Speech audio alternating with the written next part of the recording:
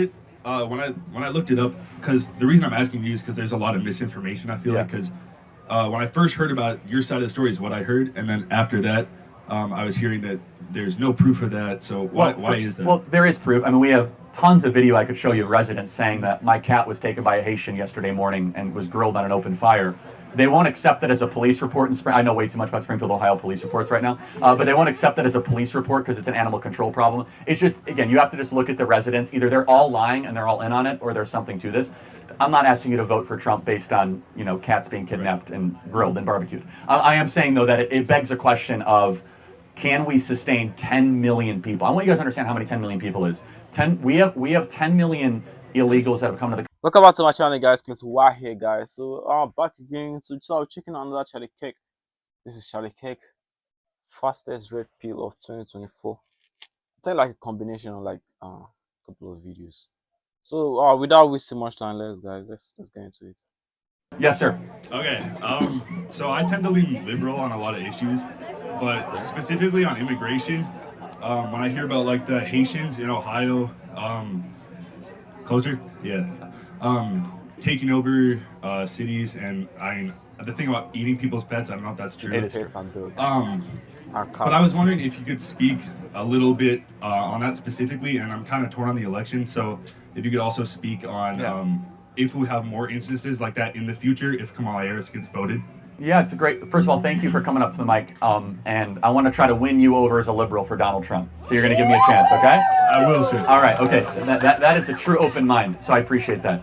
Number one, we have accepted 5% of the Haitian population in this country in the last couple of years. I have nothing against Haitians. I know some Haitians. We can all agree when you accept 5% of any country's population, in addition to all the other mass migration we have, it's too much, it's unsustainable, and a government must start from this core premise. It must have an obligation to fulfill a better life for its own citizens before it opens its border to non-citizens. It's a very, very basic, fundamental thing. And as I said earlier, everybody in this audience is seeing their future worse off than their parents for the first time since George Washington. That's a big deal. Usually, at least kids are as good, if not better, than their parents, and we have that broken. As far as Donald Trump goes, there are three things I want you to think about when voting for Trump. Number one, home ownership. I imagine you want to own a home sometime in your life, right? Yes, sir. All right. In order to own a home, you would have to make $125,000 a year right now just to be able to get the mortgage. That doesn't count your medical expenses, your student debt expenses, your credit card expenses. When Trump was president, it was $75,000 a year. We were building millions of new homes. Incomes were going up.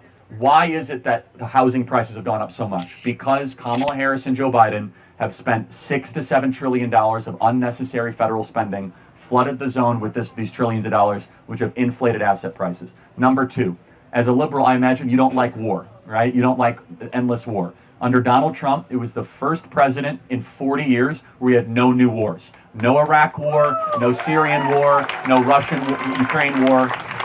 Under Joe Biden and Kamala Harris, we have the Russian-Ukrainian war that we've spent $250 billion on. We have the terrible situation in Israel and Gaza. I'm very pro-Israel. We can all agree, though, not a good situation, right? Not favorable. It's just bad. A lot of human suffering, not good to witness. Under Donald Trump, none of that happened. In fact, he brought peace to the Middle East. We had the Abraham Accords, and we had a stable international circumstance. The final thing is the border. Under Donald Trump, the southern border was the most secure it was in American history, with border crossings at an all-time low. Under Kamala Harris, 10 million people have come across the southern border into this country. We have no idea who they are. They're coming into our communities.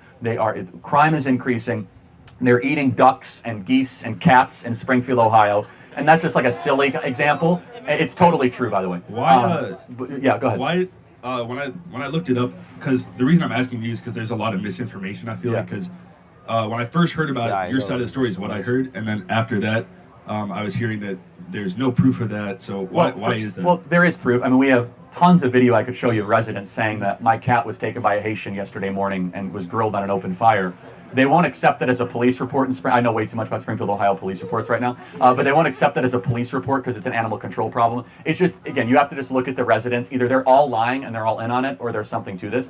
I'm not asking you to vote for Trump based on, cats being kidnapped and grilled and barbecued. I am saying, though, that it begs a question of, can we sustain 10 million people? I want you guys to understand how many 10 million people is. We have 10 million illegals that have come to the country, which is the population of New Jersey.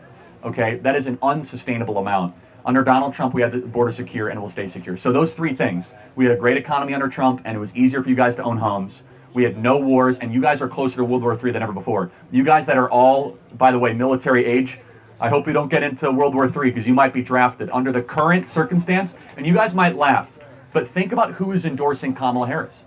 Dick Cheney, Leon Panetta, Liz Cheney. These are the warmongers of 20 years ago that got us into these wars. So I am not fear-mongering here, guys. The people that got us into these failed wars, by the way, this is 9/11 today, and we remember what happened on 9/11, and then we remember our terrible reaction on 9/11 when we decided to invade Iraq and Afghanistan. Let us never do that again. Let us never invade sovereign countries. Amen. And I think you would sympathize with that. I agree. And I like that. and this is why we're seeing Bobby Kennedy, Elon Musk, Tulsi Gabbard, people that are card-carrying Democrats, vote for Trump and voice support for Trump. Because what's happening at the Democrat Party is this very sinister combination. It's a party of censorship, it's a party of war, a party of open borders that is against actual traditional liberal values. I agree. So which way are you leaning? Can I get a hat? That's a good answer. I love it. Thanks, man. God bless. Thank you. Thank you.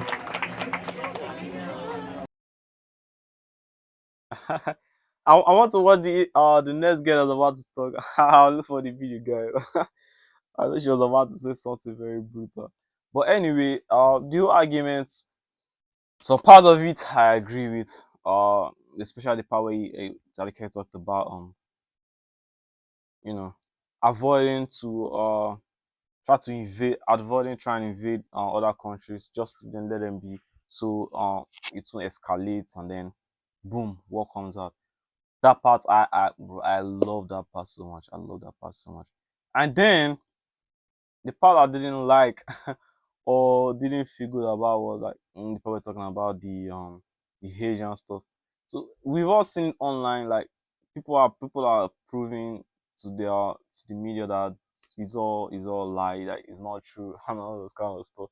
Even the people that made the complaints are complaining. People that are putting out the message out there that what they said before was actually wrong, and stuff like that.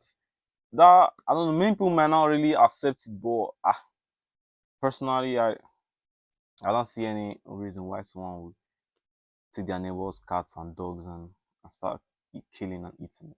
That's messed up, guys. Come on. Anyway, let me know what you guys think about it down in the comment section. Just like, subscribe, and I'll see you guys in the next video. Peace.